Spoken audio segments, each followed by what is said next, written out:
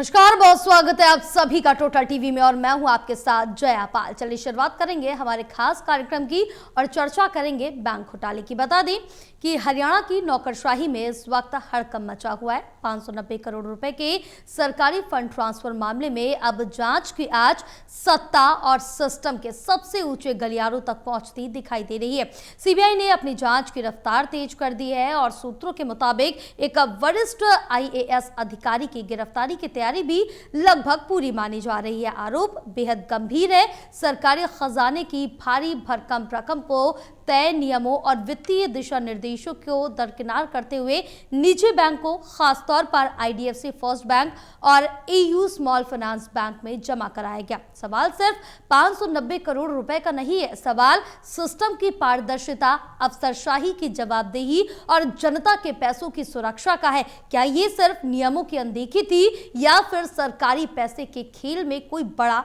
गठजोड़ काम कर रहा था? आज इसी बड़े मुद्दे पर होगी सबसे बड़ी बहस।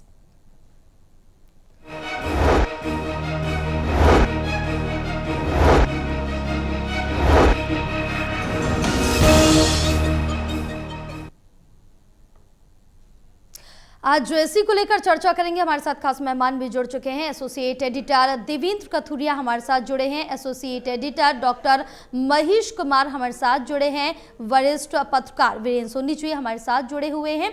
आप सभी का हमारे खास कार्यक्रम में बहुत स्वागत है। चर्चा करेंगे, लेकिन उससे पहले दिखाएंगे एक रिपोर्ट। प्रदेश के सरकारी विभागों के आईडीएफसी चंडीगढ़ बैंक में जमा 590 करोड़ रुपए के दुरुपयोग और इस पैसे को प्राइवेट बिजनेस में लगाने के मामले की जांच कर रही सीबीआई टीम तेजी से काम कर रही है। इतनी तेजी से कि प्रदेश के आईएएस अफसरों, खासकर उन 5 आईएएस अफसरों की परेशानी बढ़ने वाली है जिनके खिलाफ पद का दुरुपयोग कर सरकारी पैसा प्राइवेट लोगों के बिजनेस में लगाने की जांच चल रही है। सूत्र बता रहे हैं कि सीबीआई को कुछ ऐसे सबूत भी मिले हैं जिसके बाद वरिष्ठ आईएएस की गिरफ्तारी हो सकती है। ये इसलिए भी जरूरी है कि सरकार की छवि का सवाल है और मैसेज भी जाना चाहिए, क्योंकि भ्रष्टाचार के विरुद्ध सरकार का अभियान और दावा तब से है जब से सरकार बनी है। जो बैंक की घोटाला है, जो बार बार कहा जा रहा है, उसकी हमारी सरकार, आदरणीय नायब सैनी जी की सरकार बड़ी सख्ती से उसमें एक्शन लिया है और उसका नतीजा ये है कि पैसा भी वापस आया और इंटरेस्ट समेत पैसा वापस बैंक ने किया है। उसके साथ जिन अधिकारियों की उसमें संलिप्तता थी उनके ऊपर भी एफआईआर दर्ज करी है और अंत में अभी सीबीआई को उसको जांच सौंपी है। कोई बख्शा नहीं जाएगा।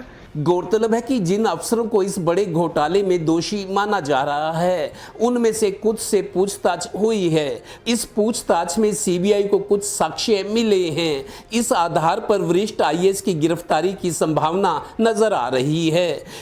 जो असली हैं, जिनकी संरक्षण में हुआ है, उनको पकड़े। 5 बड़े अधिकारियों के भी नाम आ रहे हैं, 7 हो गए। उनमें से एक वो भी होगा जो रिटर्निंग अफसर बना रखा था राज्यसभा का। हमने तो उसी टाइम कहा था, नहीं तो ये कभी नहीं हुआ। रिटर्निंग अफसर राज्यसभा का जो होता है वो सेक्रेटरी विधानसभा का होता है। गौरतलब है कि इस घल्लूघारे की जांच शुरू में state vigilance and anti corruption bureau कर रहा था, पर अब जांच देश की सबसे बड़ी और विश्वसनीय एजेंसी सीबीआई कर रही है। जो होना है अब बस जल्दी होता लग रहा है। Haryana bureau, total news. तो अब इस मामले को लेकर सवाल तो कई बड़े खड़े हो रहे हैं, लेकिन अब जिस तरह से उच्च स्तर पर ये मामला पहुंच चुका है, एक एक की जो जांच है वो लगातार की जा रही है और ये कहा जा रहा है कि कुछ ऊंचे लोगों के ऊपर गिरफ्तारी की तलवार भी लटक रही है। लेकिन आरोप बेहद गंभीर है कि आखिर सरकारी खजाने की भारी भरकम रकम को तय नियमों और वित्तीय दिशा निर्देशों को दरकिनार करते हुए निजी बैंकों, खासतौर पर जो आईडीएफसी फर्स्ट बैंक था और EU स्मॉल फाइनेंस बैंक में जमा कराया गया। सवाल सिर्फ 590 करोड़ का नहीं है, सवाल सिस्टम की पारदर्शिता का उठ रहा है कि सिस्टम में किस प्रकार से पारदर्शिता है, अफसरशाही की जवाबदेही और जनता के पैसों की सुरक्षा का क्या। जो जनता के पैसे जमा है बैंक में, क्या ये सिर्फ नियमों की अनदेखी थी या फिर सरकारी पैसे के खेल में कोई बड़ा गठजोड़ काम कर रहा था। तो इसी को लेकर हम चर्चा भी करेंगे, लेकिन आपको बताते चले कि मामले में लगातार जो जांच है वो की जा रही है। तो आपको बता दें कि अब जिस तरह से देखिए इस मामलों को लेकर CBI जांच तेज कर चुकी है अपनी, और इसी के साथ चले हम जवाब भी लेते हैं, चर्चा करते हैं। शुरुआत करेंगे वीरेंद्र जी, आपके पास आऊंगी। अगर नियम तोड़े गए हैं तो किसके आदेश पर, और क्या जनता के पैसे के इस खेल में सिस्टम के भीतर एक संगठित नेटवर्क सक्रिय था? बिल्कुल, देखिए संगठित नेटवर्क तो था ही, और इसके अलावा ये देखिए कि जो IAS अधिकारी हैं जी, और आप उनके इस मामले में लिप्त होने का जो ये उजागर हुआ है CBI जांच में, तो CBI जांच में एक नियम है, नियम के तहत सरकार से मंजूरी भी ली है, लेकिन ये जो अधिकारी हैं क्या इनको सत्ता का संरक्षण प्राप्त था, या किनको किन किन अधिकारियों को ऊपर से कोई आध्यात्मिक गुरुओं का, अपने राजनीतिक नेताओं का संरक्षण तो था ही है। वो उनको ये कल्पना भी नहीं थी कि उनके इस मामले में कहीं भी लिप्त होने का कोई प्रमाण जुटा होगा, लेकिन प्रमाण मिल गए, डिजिटल एविडेंस मिले हैं, मोबाइल फोन से भी पुष्टि हुई है, तो ये चौंकाने वाली बात है। वैसे तो देखा जाए पिछले 3 वर्षों में हरियाणा के 8 IAS अधिकारियों के खिलाफ जो जांच थी वो सरकार ने अनुमति नहीं दी। मतलब एंटी करप्शन ब्यूरो ने उनको पकड़ा, जेल भी गए, लेकिन सरकार ने अनुमति नहीं दी, क्योंकि वैधानिक बाध्यता है कि सरकार से अनुमति लेनी पड़ती है, तो उनके खिलाफ अनुमति नहीं दी तो वो न्यायालय से भी छूट गए, या एंटी करप्शन ब्यूरो ने आगे अपनी फिर कार्रवाई नहीं बढ़ाई क्योंकि सरकार ने अनुमति नहीं दी।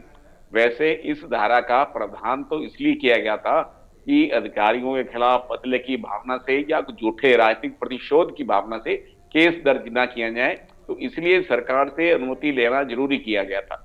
लेकिन अब कई मामलों में इसका राजनीतिक भी हो रहा है, तो अब तो अनुमति लेकर किया गया है। और भी देखिए अधिकारियों के अलावा बैंक अधिकारियों की जो चैट पकड़ी गई है ये बड़ा डिजिटल एविडेंस है। और भी देखिए चौंकाने वाले तथ्य आएंगे, अभी तो शुरुआत है।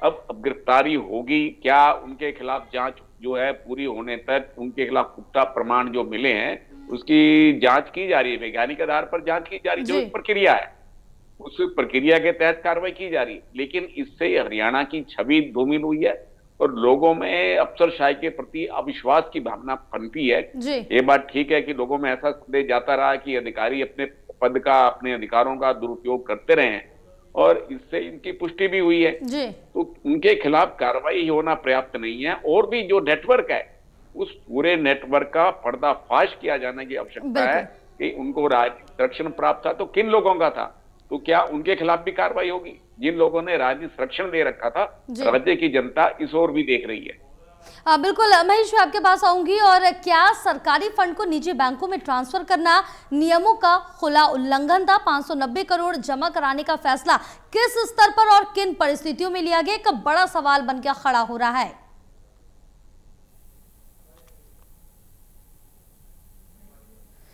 महेश, आप तक आवाज पहुंच रही है हमारी? चलिए आपके पास वापस आऊंगी, आपसे संपर्क साधेंगे। लेकिन वीरेंद्र जी, क्या सरकारी खजाने की सुरक्षा व्यवस्था में इतनी बड़ी सेंध बिना उच्च स्तर की मिली भगत के संभव मानी जा रही है? नहीं, देखिए उच्च अधिकारियों की मिली भगत तो है ही है, वो अपने अधीनस्थ कर्मचारियों को निर्देश देते रहे हैं, तो उनके दबाव में आकर ही जो अधीनस्थ कर्मचारी हैं वो इस तरह की कार्रवाई करते हैं। नहीं तो अधीनस्थ कार्रवाई का इतना जो होता है उनका इतना साहस नहीं हो पाता। और बैंक अधिकारी जो है वो उनको प्रलोभन भी देते हैं, प्रलोभन में आना स्वाभाविक हो जाता है। तो अब जाकर सरकार जागी है, मापदंड बनाए हैं कि किस राशि का, जो अब बैंकों को भी उनका पैनल तैयार किया गया है, उन बैंकों में ही राशि जमा कराएगी और सीमा भी निर्धारित की गई है। तो पहले ऐसी व्यवस्था थी नहीं, क्योंकि सरकार को कल्पना भी नहीं थी कि जो भी है जिन लोगों के जिम्मे में सारा ये सुरक्षा का प्रबंध है, सरकारी कोष की जिम्मेदारी है, जी जिस तरह के डोली की सुरक्षा का हार करते हैं उनके जिम्मे डोली की सुरक्षा का जिम्मा होता है, तो उन पर ही भरोसा किया जाता है। लेकिन जब कहार ही डोली लूटने लग जाए तो क्या होगा, क्या स्थिति बनेगी?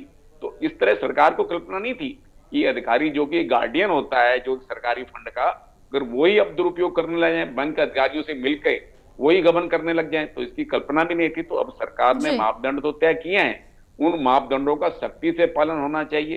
भाई सरकार के निर्देश तो पहले भी थे कि आप राष्ट्रीयकृत बैंकों में राशि जमा कराएं, लेकिन प्राइवेट बैंक वाले अपने यहाँ जो जमा पूंजी को आकर्षित करने के लिए प्रलोभन देते आए ताकि वो अपना लक्ष्य निर्धारित कर सके, अपने लक्ष्य को पा सके। तो इसलिए उनके लिए सॉफ्ट कॉर्नर रहता है कि जी अधिकारियों को प्रभावित किया जाए। अधिकारी को प्रभावित करने के लिए कई तरह के हथकंडे अपनाए जाते हैं और अधिकारी कई बार जो है उसके आकर्षण में, लोभ में, प्रलोभन में आ जाते हैं। तो ये स्थिति बनी है। बिल्कुल वीरेंद्र जी, और सवाल तो अभी भी कई खड़े हो रहे हैं और मैं देवेंद्र जी आपके पास आऊंगी। और जिस तरह से देखिए कि इस पूरे मामले को लेकर कई बड़े सवाल खड़े हो रहे हैं, नियमों के उल्लंघन पर बात हो रही, तो क्या सरकारी फंड को निजी बैंकों में ट्रांसफर करना नियमों का सीधा खुला उल्लंघन था? 590 करोड़ जमा कराने का फैसला किस स्तर पर जो है वो लिया गया है, यानी कि इसमें किस किस की मिली भगत मानी जा रही है? क्योंकि कुछ पर कार्रवाई हो रही है, तलवार गिरफ्तारी की लटक रही है, लेकिन आगे और भी सवाल पूछताछ की जा रही है। देखिए जया, हम शुरू से ये कहते हैं और मैं कह ही रहा था कि जी बिना बड़े अधिकारियों की इन्वॉल्वमेंट के, उनके इंटरवेंशन के ये काम हो नहीं सकता। बात वही साबित हुई है। सीबीआई की जांच दुगनी रफ्तार से चल रही है, क्योंकि फाइनल स्टेज पे आ गया मामला। पहले स्टेट विजिलेंस और एंटी करप्शन ब्यूरो जांच कर रही थी। जी विजिलेंस ने हरियाणा के बैंक कर्मियों को गिरफ्तार किया, कुछ पंचायत विभाग के थे, कुछ और डिपार्टमेंट्स के थे, पंचकुला नगर निगम, वो मामला अलग है, लेकिन उनको भी कुल मिलाकर 1 दर्जन से ज्यादा गिरफ्तारियां पहले हो चुकी है, वो एंटी करप्शन ब्यूरो ने की थी। लेकिन जब से मामला सीबीआई को गया, मेरे को लगता है शायद 10 दिन के आसपास की बात है, 10 या 15 दिन के बीच समय रहा होगा, लेकिन सीबीआई ने जितनी तेजी से ये मामले को टेकअप किया है और रिजल्ट मिलता दिख रहा है। दरअसल 2 आईएएस अधिकारियों से जो सूत्र बता रहे हैं, जी थोड़ा कड़ाई से 4 घंटे तक पूछताछ हुई है। तो कुछ डाटा जो डिलीट किया गया था, फोन का जो डाटा होता है वो डिलीट किया गया था, उन सारे को रिवाइव किया गया, उनका रिकॉर्ड दोबारा से लिया गया। और 2 आईएएस अधिकारियों से जब पूछ हुई तो डील का खुलासा हुआ। एक बड़ी डील हुई थी। डील में कितना कमीशन दिया गया बैंक की तरफ से, या ये किसके कहने पर इसको ये इनिशिएटिव लिया गया कि हाँ ऐसा कर दो, तो अधिकारी ने अपनी मर्जी से किया या उनके भी ऊपर आका है, उन्होंने कहा कि ठीक है आप ये कर दो। हो सकता है कि बैंक प्रबंधन को या बैंक के जो बड़े अधिकारी थे उन्होंने किसी को प्रभावित किया हो, वहां से अधिकारी उनके प्रभाव में आए हो, भाई ठीक है, जिस आदेश को वो टाल नहीं सकते थे। तो कुल मिला के सीबीआई की जो जांच अब तक सामने आई है, उच्च पदस्थ सूत्र ये बता रहे हैं कि किसी भी टाइम एक आईएएस अधिकारी की गिरफ्तारी हो सकती है, पूरी तैयारी है। लेकिन देखिए आईएएस जो अधिकारी होते हैं, आईएएस आईपीएस, ये केंद्र सरकार के तहत काम करते हैं, काम राज्य सरकारों में करते हैं, लेकिन उनकी नियुक्ति, सेवा शर्तें वो केंद्र सरकार के अधीन होती है। तो आईएएस आईपीएस के खिलाफ कोई कार्रवाई करनी हो, कोई केस चलाना हो, एफआईआर, तो पहले परमिशन लेनी थी। इस मामले में क्या है, सीबीआई ने इंक्वायरी की, सीबीआई को साक्ष्य मिल गए इन्वॉल्वमेंट के, इसी आधार पर अब उसकी जो औपचारिकताएं होती हैं, भाई एफआईआर दर्ज करने की या गिरफ्तारी अगर करनी है तो उस स्थिति में गिरफ्तारी की जो प्रक्रिया होती है उसका पालन करना और जो औपचारिकताएं हैं उसको पूरा करना, इसी में थोड़ा समय लग सकता है। लेकिन ये सूत्र बता रहे हैं कि एक आईएएस की गिरफ्तारी तुरंत किसी भी टाइम हो सकती है। सीबीआई ने तैयारी कर ली है, लेकिन गिरफ्तारी से पहले जो औपचारिकताएं, जो परमिशंस या जो प्रक्रिया है उसका पालन करना होगा। तो बात वही है कि हम शुरू से कह रहे थे कि आईएएस अधिकारी जो डिपार्टमेंट के अधिकारी होते हैं सीनियर लेवल पे, उनकी मर्जी के बिना सुपरिंटेंडेंट या कोई अकाउंट्स ऑफिसर इतना बड़ा कदम नहीं उठा सकते थे। लेकिन उनकी मर्जी रही होगी तो फिर बैंक वाले नीचे वालों को भी प्रभावित कर देते हैं। देखिए ऑर्गेनाइज तरीके से काम होता है, उनको ये होता है कि मैं क्यों फंसूंगा, फंसेंगे तो दूसरे भी फंसेंगे, तो आदमी हिम्मत कर लेता है।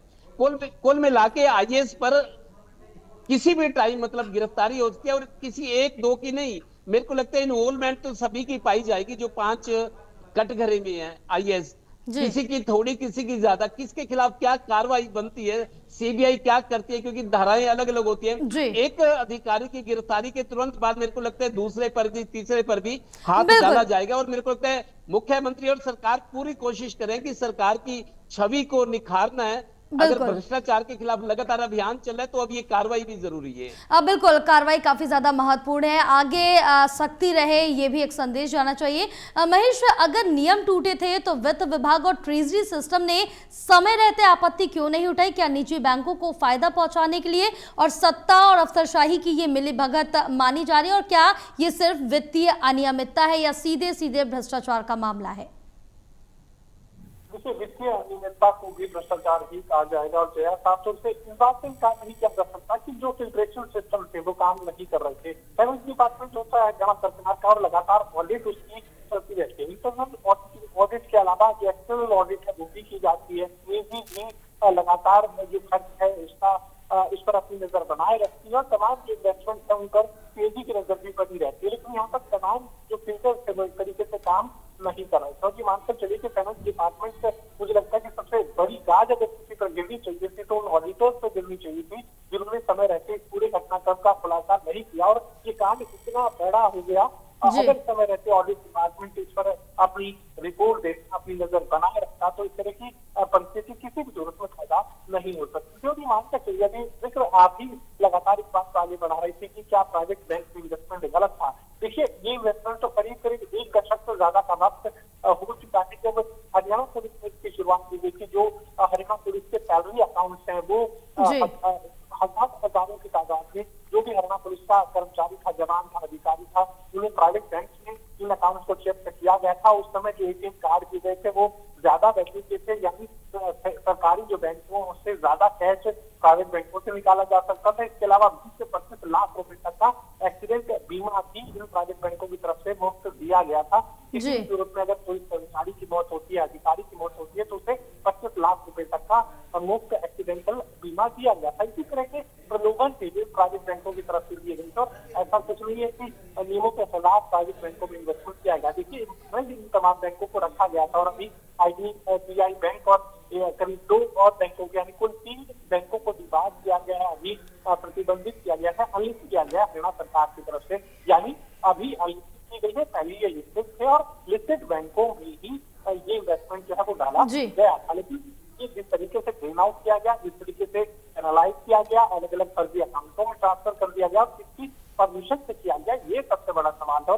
और सीबीआई के लिए सबसे बड़ी जो आसानी इस वक्त बनी हुई है वो ये है कि ये पूरा मामला जो है ये डिजिटल एविडेंस के साथ आगे बढ़ रहा है। बैंक में कौन सा रुपया, कौन सा पैसा कहाँ से आया, कहाँ चला गया, उसका रूट क्या है, वो किस रूट से किसकी जेब में चला गया, ये आसानी से समझा जा सकता है। उसके बाद ही जब इन्वेस्टिगेशन सीबीआई आगे बढ़ाती है, अपनी जांच को इंटेरोगेशन को आगे बढ़ाती है, तो बहुत सारे ऐसे नाम भी सामने आ जाते हैं जहाँ पर भले उनके पास बैंक अकाउंट में पैसे का ट्रांजेक्शन नहीं हुआ हो, लेकिन कैश के तौर पर, गोल्ड के तौर पर या किसी भी दूसरे जमीन के इन्वेस्टमेंट के तौर पर, किसी भी तौर तरीके से अगर उसके पास इस पैसे का हिस्सा पहुंचा है तो वो जांच की जद में आएंगी। और बैंकिंग सिस्टम में चूंकि पूरा रूट समझा जा सकता है, पूरा एक चैनल समझा जा सकता है कि कहाँ से पैसा आया और कहाँ कहाँ चला गया, तो यही आसानी तक सीबीआई को हो रही है और लगातार एक के बाद एक गिरफ्तार यहाँ सामने आ जी।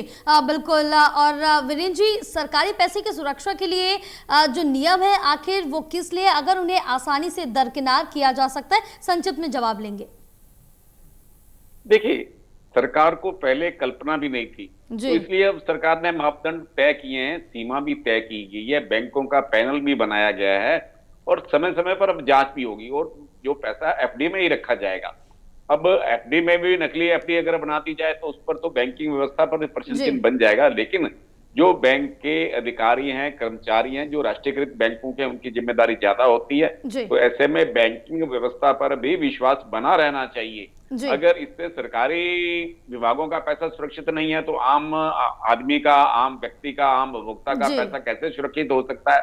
तो जब सरकार के पैसे की गारंटी नहीं है तो इसलिए बैंकिंग व्यवस्था में भी विश्वास बहाल करने की आवश्यकता है और सरकार को, केंद्र सरकार को भी लेना चाहिए, इस मामले का संज्ञान लेना चाहिए। बैंकिंग व्यवस्था है उसकी भी समीक्षा की जानी चाहिए, ताकि भविष्य में ऐसे घटनाओं की, ऐसे घोटालों की पुनरावृत्ति ना हो सके। बिल्कुल देवेंद्र, अगर सीबीआई गिरफ्तारी करती है तो क्या ये हरियाणा प्रशासन के लिए सबसे बड़ा झटका होगा? क्या ये मामला पॉलिटिकल प्रोटेक्शन बनाम प्रशासनिक जवाबदेही की लड़ाई बन सकता है? आपसे भी संक्षिप्त में जवाब लेंगे इसका।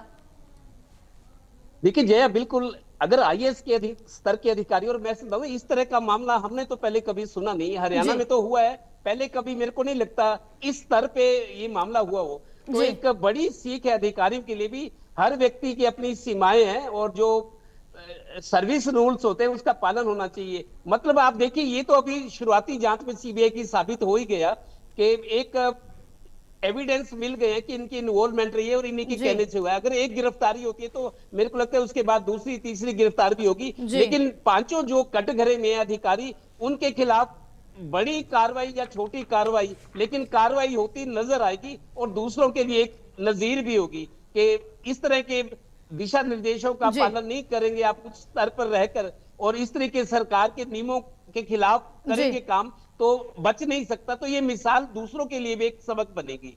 बिल्कुल, और सबक भी बननी चाहिए। ये मामले में जो कार्रवाई हो रही है, महेश आपके पास भी आएंगे, एक छोटा सा जवाब लेंगे। क्या इस मामले में मंत्रियों की भूमिका की भी जांच होनी चाहिए? क्या जनता के टैक्स के पैसे के साथ बड़ा जोखिम लिया गया है? तो फिर हम ये मानकर चलिए कि सत्ता के गलियारों में कोई ना कोई बड़ा चेहरा इस पूरे घटनाक्रम के पीछे होता है क्या हो सकता है, लेकिन फिलहाल इस मामले में पीछे कोई मंत्री है कि नहीं है, इस बात की पुष्टि नहीं की जा सकती। फिलहाल इंतजार सीबीआई के इन्वेस्टिगेशन का आगे बढ़ने का होगा। जैसे जैसे आईएएस और तमाम दूसरे अधिकारियों से इन्वेस्टिगेशन आगे बढ़ेगी, उसके बाद ये तय हो पाएगा कि कौन कौन लोग इसमें जिम्मेदार थे, किन किन लोगों की इसमें भूमिका थी, और इस भूमिका को समझने के लिए इन्वेस्टिगेशन का आगे बढ़ाया जाना जरूरी है। और मुझे लगता है कि सीबीआई सक्षम है, अगर किसी बड़े नाम की इसमें पुष्टि होती है तो सीबीआई सक्षम है वो इस कामकाज को आगे बढ़ाने की, इस इन्वेस्टिगेशन को आगे बढ़ाने की यकीनन कोशिश करेगी। बिल्कुल। बहरहाल आप सभी का पूरी चर्चा के लिए बहुत शुक्रिया, लेकिन सबसे बड़ा सवाल यही है, 590 करोड़ की जवाबदेही आखिर कौन तय करेगा? तो सवाल सिर्फ 590 करोड़ का नहीं है, सवाल उस सिस्टम का है जिस पर जनता अपनी मेहनत की कमाई और टैक्स का भरोसा करती है। अगर सरकारी खजाने का पैसा नियमों को दरकिनार करके इधर उधर किया जा सकता है, तो फिर जवाबदेही किसकी तय होगी? क्या यह महज प्रशासनिक लापरवाही थी, या फिर सत्ता, सिस्टम और बैंकिंग नेटवर्क के बीच किसी बड़े गठजोड़ की कहानी? सीबीआई जांच अब निर्णायक मोड़ पर है और पूरे देश की नजर इस बात पर टिकी है। क्या कुछ फैसला सामने आएगा, क्या कार्रवाई की जाएगी, इस पर टिकी है। रुकेंगे एक छोटे से ब्रेक के लिए, ब्रेक के बाद जल्द हाजिर होंगे।